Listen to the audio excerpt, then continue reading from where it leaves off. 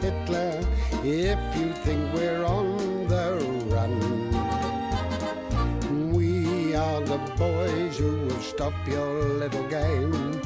We are the boys who will make you think again. 'Cause who do you think you are kidding, Mr. Hitler, if you think old England's done? Mr. Brown goes off to town on the A21, but he comes home each evening and he's ready with his gun. So who do you think you are kidding, Mr. Hitler, if you think old England's done?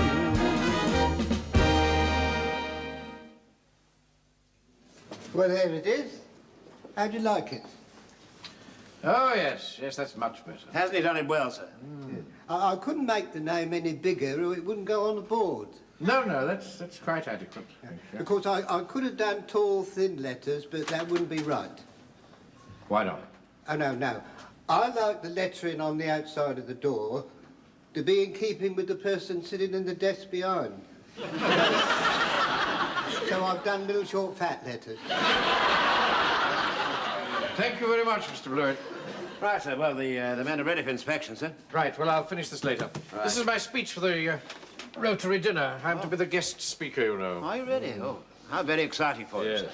Are the men in good heart? What? Well, as a matter of fact, they seem to be, you know, just a little bit quiet. Oh, really? Yeah. I'll soon put that right. Now, I've been reading a book lately called Great Leaders of Men. And, you know, Wilson, there's one thing that they all had in common. Yes. Before their men went into battle, they used to tell them a joke. Ah. We're not going into battle, are we?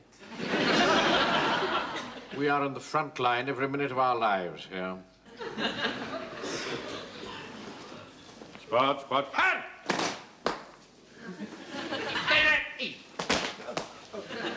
I'm sorry, sir. I didn't know you'd started. Well, now, pay attention. In view of the long night ahead of us, I thought that I would relieve the proceedings by cheering you up with a little anecdote. And when I finished, you have my permission to laugh in the ranks. How nice. But don't anticipate it, Godfrey. Take that smile off your face. Oh, I'm sorry, sir. Now, it appears that there were 3 Tommies. A Welshman, an Englishman, and a Scotsman. Hold on. And Hold on, Captain Manning, hold on. I hope this is not another of these stupid jokes about Celts. Tell you, sir, as a Scot, I am sick and tired of hearing stupid Sassenach jokes that make a mock of us. After all, we don't make jokes about bowler hats. will you be quiet, Fraser? Nothing to do with kilts.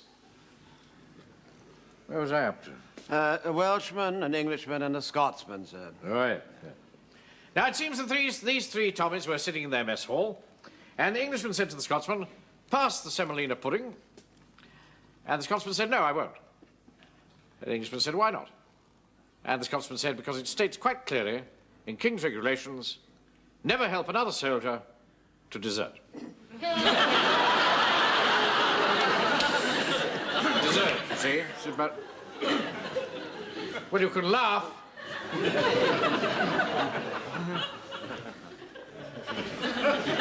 I thought that'd cheer you up. That's put them in a good mood. Oh, yes, of course, I'm sure it's cheered them up no end. Tip worth knowing that, you know, Wilson. When you're handling men, always know when to unbend. I'll remember that, sir. Right. Captain Mainwaring? Yes? What happened to the Welsh soldier? Perhaps he didn't like semolina.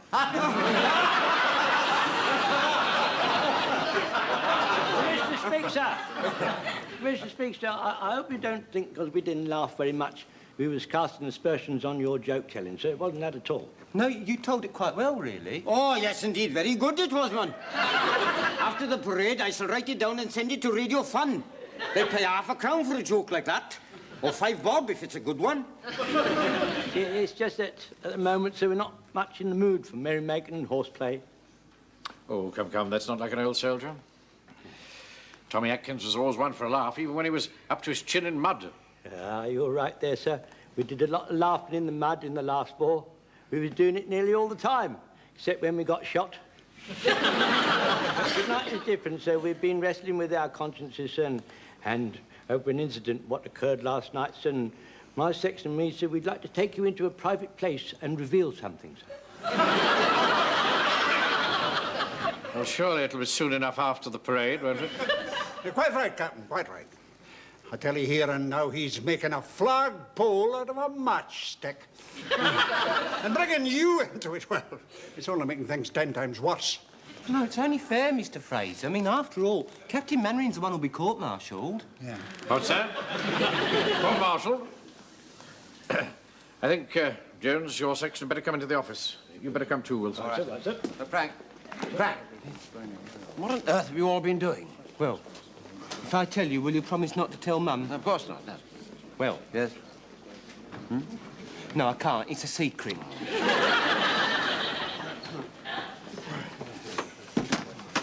Right, come along. Settle down. Now, what's all this about? Well, sir, it was like this, sir. It was very cold out on patrol last night, wasn't it, lads? Oh, yes, indeed. Yeah, no, I knew you wouldn't want us to get chilled, sir, so I took my lads into the horse and groom and made sure everyone got a tot of rum down them, sir. I know you've done the same thing in my position, sir. I very much doubt that, Jones. You know my views on alcohol. Yes, sir. Well, we hadn't been out on patrol again for 10 minutes when Mr. Cheeseman, he started shivering. Well, you know what it is when you got the nadgers, boy.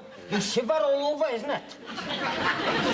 But I knew you wouldn't want a guest of the platoon anything to happen to them, sir, especially not a newspaper press correspondent and reporter, sir.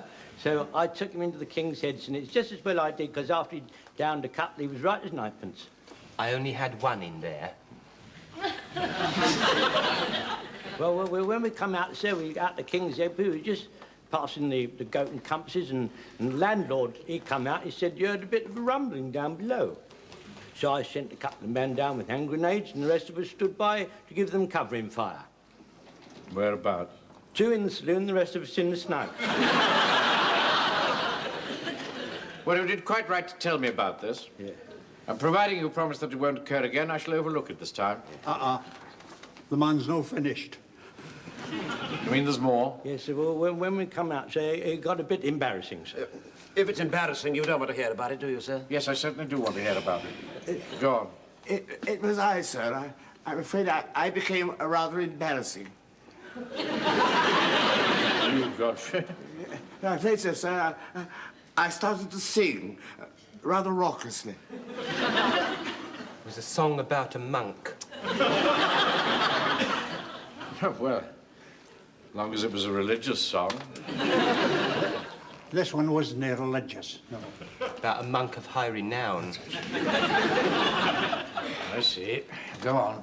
I didn't realise that monks of high renown were all wicked like that. That's Did all you? right, Frank. Stop. Yeah, well, I knew you wouldn't want Mr. Godfrey to, make an exhibition of himself, so I took him inside to sober up, sir. Inside the Red Lion, that was. Mind you, while he was sobering up, the rest of us had hardly anything to drink at all. Hardly anything at all, sir. Yeah. You see, it was after that that it got a bit more embarrassing, You sir. quite sure you want to hear about it, sir? Will you be quiet, Wilson? Yes. Well, see, a man come in and said there was something going on in a haystack, you see, sir. And I said in jocular fashion, well, there's lots of things going on in haystacks. Aye, well, it's like that Bronwyn Jones, the fat Welsh girl who used to wash the glasses on a Saturday night. She spent half her life in that haystack. They used to call her the Welcome in the Valley. Jeez, man, keep quiet, for heaven's sake. You see, well, all jocular thoughts went straight out of my head when I realised I was a soldier and my duty to go out and investigate, sir. Well, I'm glad somebody came to their senses at last. Yes, and then I sobered up quick as a flash. Not that I was drunk, mind.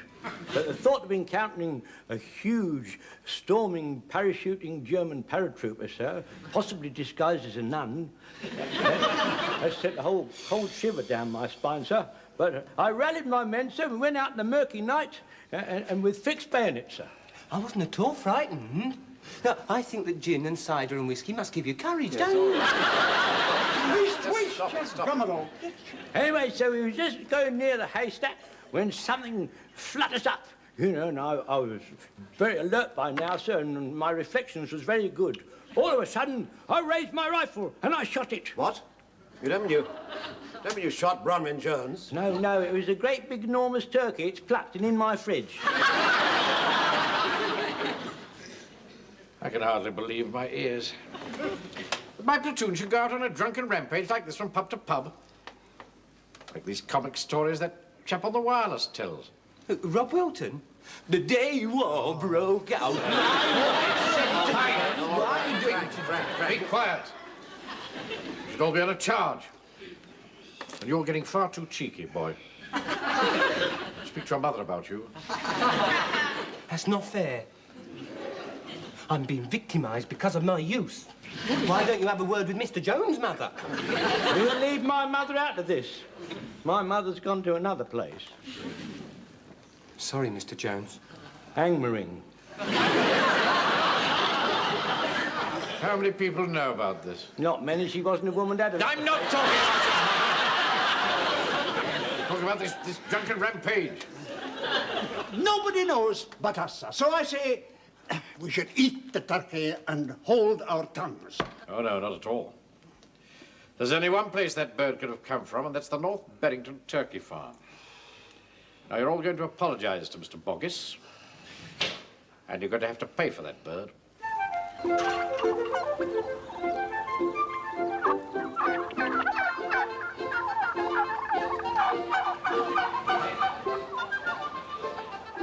I say, excuse me. Mr. Boggis about. It's Wednesday. What is it? He says it's Wednesday. To humor him, I suppose. I wonder if it's possible to speak to your master. I just told you. It's Wednesday. Well, it's Wednesday. Don't you start. It's market day. Has he got to market? That's right. It's Wednesday. There's no way. Have you lost a turkey? Hard to say, isn't it? My men have accidentally killed one. We think it must have come from here. We'd like to pay you for it. Will you give this money to Mr. Boggis when he returns and ask him to accept our sincere apologies? Oh, no. Mr. Boggis won't want me to take no money. It might not be his turkey. Well, there's nobody else in the district keeps them. It must be one of yours. That wouldn't be good enough for Mr. Boggis. Not unless he knew one of ours was missing. Well, how many should there be? 210. 1, 2, 3, 4. Jones, that's no good. It'll take years. We could count 30 each. That's a good idea, Pike. Now, listen, everybody. We're all going to count 30 turkeys each, right?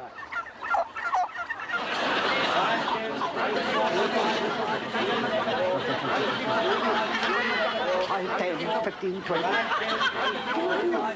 It'll not work at all. Well, get on with it. You are part of this platoon, you know. Well, how do we know we're not counting the same turkeys? Took you a long time to spot that one, didn't it? Captain Manrin, why don't we put a dab of paint on each turkey as we count? Mr. Boggis wouldn't like that. He don't like people painting his turkeys. My sister Dolly has a lot of hoopla rings we used at the church fete. Now, if we put one on each one of the turkeys, we know which ones we counted. That's a very good idea, Godfrey. Shall I nip and fetch them? Yes, run along.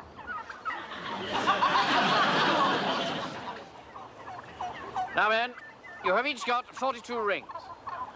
On the command move, I want you to place a ring over a turkey's head. If there's a ring over at the end, it means that one turkey is missing. Right, off we go.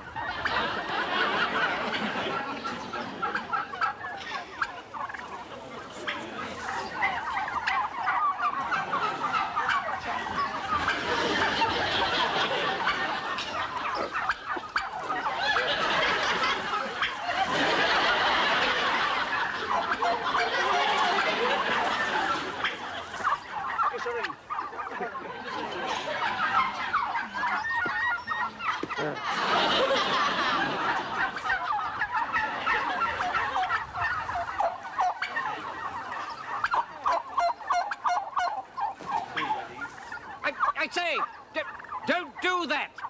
Mr. Manrin, all their heads are not up, so we can't put the rings on. I suppose we'll have to wait till the turkeys finish lunch. Well, all the rings were used up, so it didn't come from there. Yeah. Point is, what are we going to do next? Well, sir, there's Jonesy shot it. I mean, I suppose it rightfully belongs to him. No, he was on duty. He was wearing one of my uniforms, carrying one of my rifles, and he fired one of my bullets. I see, but does that mean you're bagging it, sir? No, it doesn't mean I'm bagging it. Not all of it, anyway. In that case, I bags it. No, I'm afraid you can't do that. You see, I bagged it first. But you said you didn't want it. Anyway, you didn't use the word bags, you see, so it doesn't count. Now, don't start any of that public school cheating with me. I bags first, that's all. But I tell you, you've already done about it at all. I'm sorry. Come in.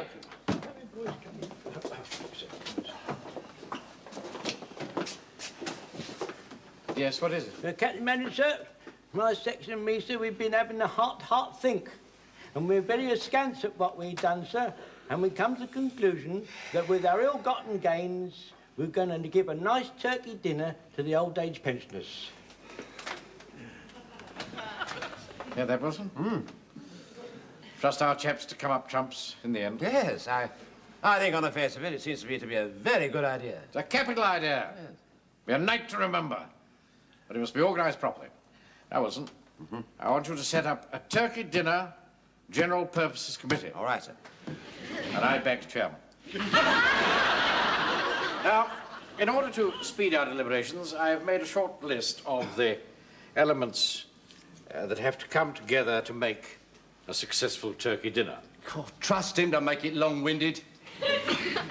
First of all, we have the turkey, which Corporal Jones's section has provided. Yeah, I heard about that. What did you do? Fix bayonets and charge? Now, don't you start, Mr. Owen, don't you start. He's a troublemaker, he is, sir. I don't understand why he has to be here at all. Mr. Hodges has booked the hall for this evening. It's only because he released it that you could have this meeting at all. I think we ought to propose a vote of thanks to Mr. Rogers. Don't you, Your Reverence? No, I don't. Please sit down, otherwise we shall be here all night.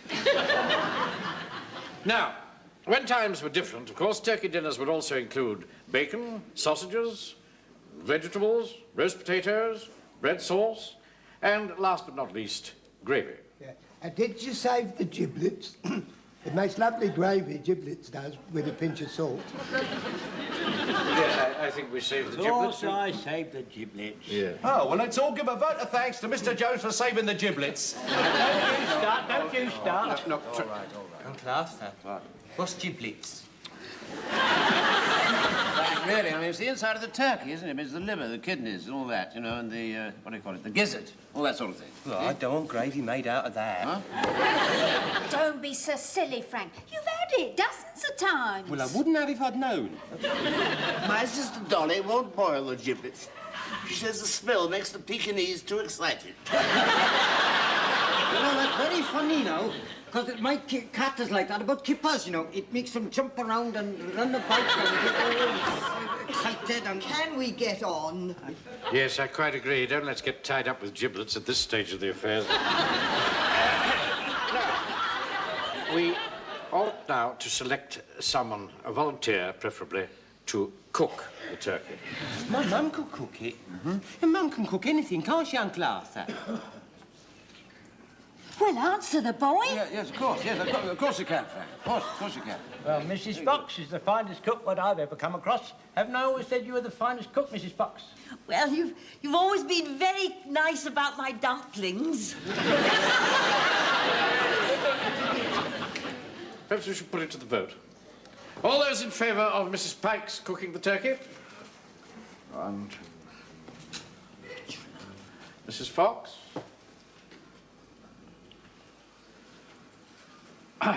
Well, a tie. In that case, I shall give the casting vote to Mrs. Fox. Well, that's nice, isn't it? You didn't even put your hand up, did you, Arthur? Now, look, Mavis, you see, I didn't want you to have to go through all that trouble, you see. That's nice, isn't it? Nice way to thank you, isn't it? She give you her egg for breakfast this morning. Mavis, listen, Mavis. Wilson, will you please address your remarks through the chair? Right, through the chair, I did not know it was Mrs. Pike's egg. Can we get on? I hope she won't make it dry. My pensioners don't like it dry. Turkey can be very dry. I second that. Oh, be quiet, Mr. Yateman. Well, when we was in the Sudan, we cooked an ostrich once, but that wasn't dry, because we boiled it in General Kitchener's bath. when he come to do his ablutions, he sent for his backman. He said, "Come in, my man. What is this ring of dirt doing round my hip bath?" "That isn't a ring of dirt, sir. That is ostrich fat." And he gave him 7 days field confinement for impertinence. But he told the truth, didn't he? Yeah. Doesn't always do to tell the truth, you know. Doesn't always No, do... all right, all right. Thank you very much. Now, what do we do next? Sir, stuff it. What do you say, Fraser? Stuff it, sir, stuff it. So you'll need to stuff it with parsley and thyme or maybe chestnuts. Very well, then. Thyme and parsley it is. Perhaps you'd like to undertake that task, Mrs. Pike. Of course. Right, that's decided then. My wife makes very tasty parsley and thyme stuffing. Yes, thank you, Mr. Yep, but we just decided that Mrs. Pike is going to do the stuffing. It's not what you know, it's who you know. Bread sauce, you must have bread sauce, boy. It makes turkey go down a fat treat, it does. Yes, indeed. Yes, especially if it's dry. But it's not going to be dry. Yeah, Mrs. Fox makes beautiful bread sauce. There shouldn't be too much onion in the bread sauce. Onion isn't good for old people. Make them excited, do it like the Pekingese. Don't you start being rude to Mr. Godfrey. He's a very wise man. Here, and another thing. Napoleon, is Corporal Jones serving the turkey as a home guard or eating it as a pensioner? That's it, I've had enough.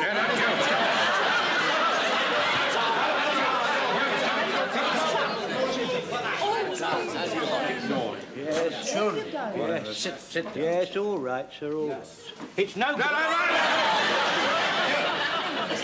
Sit.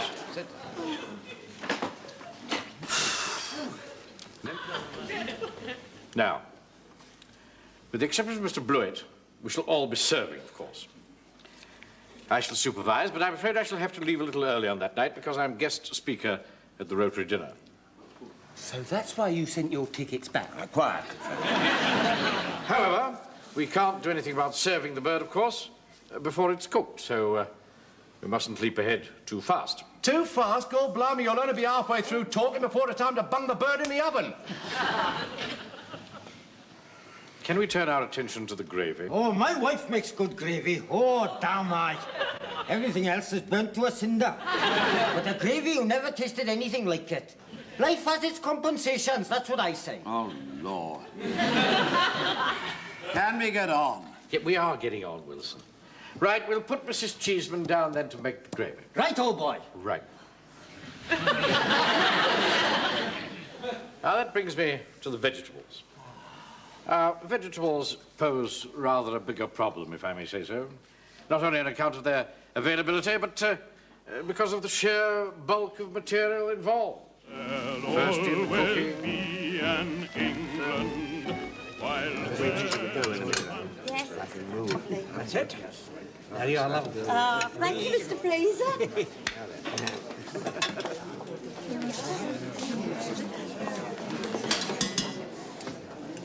You're putting too many on, you know. It won't go round. Well, according to my calculations, we've only got 4 more to serve, sir. Yeah, but don't splash. I don't want to go on my tails. Oh, sorry, sir, but the way you've got yourself covered up, I don't think there's much chance of that. Yes, there we are, boy. There we are. There's too much onion in it in spite of my warning. Aye. And the gravy's too thick. I mind when I was a wee bit laddie on the wild and lonely Isle of Barra. My mother made gravy. It was thin and weak. And my father used to belt us regular as clockwork every night. But it made men of us. Here, come on, hurry up. The first ones will be finished before the last ones are served. Are you eating? What if I am? This is for the old people, not for you. Why, it's only a bit of old skin. Right, Mr. Manager, sir. It's Mr. Blewett, sir. What's the matter with it? He wonders if you can put it through the mincer. You haven't got a mincer here? Cut it up for him. Right, very good, sir. Mr. Mainwaring? Yes? Some of them are asking what's happened to the parson's nose. Now, look here, Pike. I can't be bothered with details like that. I've got 32 dinners to serve. Only asked. Incidentally, it is missing, but I thought I'd turn a blind eye to it. Captain Mannering, this whole affair is not well organised at all. They all started to eat as soon as their plates arrived. Well, of course, otherwise it would go cold. But it's not right. Before I even started to say for what we're about to receive, half of them had received it. having that. He's got all white meat. I haven't got any. Oh, well, we soon put that to rights. There you are. There's a bit of white meat. Mr. Jones! Mr. Jones! Mrs. Garstang says, have you got anything else? Because she doesn't eat turkey. Well, if she doesn't like turkey, she shouldn't come to a turkey dinner, should she? No! Oh, there we are. That's the last one. Good. My goodness me, sir. You really do look awfully smart. Well, after all, I am the guest speaker. Yeah. Just because there's a war on, we can't let our standards drop, can we? Do you think I should go and say a few words of welcome before I go? Well, sir, I really think you ought to let them digest their turkey first. Oh, no. That'd make me late for the Rotary dinner. Oh, I I go and see them. How are you getting on, Ross? Yes. All right? Not eating enough. Ramming it down, Lionel. Oh, Mr. Slater, enjoying yourself? Oh, thank you, Mr. Manning. Salt, Dave, it's got no salt in it. Hey, can I have some salt, please, waiter? Mr. Manry, Mr. McCulley says, are there any seconds? Oh.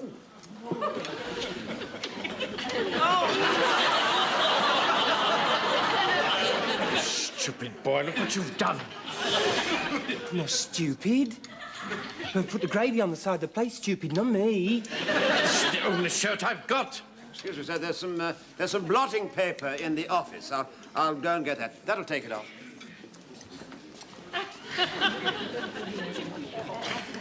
I'm sorry, Mr. Manning, if I got gravy all over you, Dickie. It is not a dicky, Pike. There you are, sir. Now, you try this, sir. Careful, Wilson. There you are, sir. There you are. It's much better. Much, much better. You see, you can hardly notice it. Oh, look, you've got a little mark on your dicky, Mr. Manring. It is not a Dickie, he said so. Well, never mind, I know. We'll put a little bit of white enamel paint on that. And that won't notice, and it'll stop it from obtruding, won't it? More gravy wanted for the top table. All right, won't be a minute. Now, do it very carefully. Yeah, right, there we are, there we are. There. That's right. There. See? There, that doesn't show now, does it? Oh, really, Jones? Anyone got any black paint? This is ridiculous. I can't get on my feet as the guest speaker with paint all over my tails. I've got some at home, sir. Oh, they wouldn't fit, Uncle Arthur. No, not somebody as round as Mr. Manring. I think I have the answer, sir. Why don't you pretend you've hurt your arm and make a sling out of your scarf? Good idea, son. I'll cover up the mark a treat. Yeah, go on, you give it a try, Mr. Manning. I'll make you look very, very brave during your speech. Jones is right, you know, sir. I mean, if you wince, you know, every now and again, I mean, you'll get twice the applause at the end. That's right, sir. There you are. Nobody will ever know. Yes, and you look very brave, Mr. Manring. Yes, well, I'm really very cross. However, just like our boys to show resourcefulness in an emergency. Help me on with my coat, will you? Good luck, sir. Thank you. And don't you worry, you look fine. Good luck, Mr. Manring. And I'm not a stupid boy, am I? No, I'm very sorry about that, Pike. Here, you bringing that gravy, or aren't you?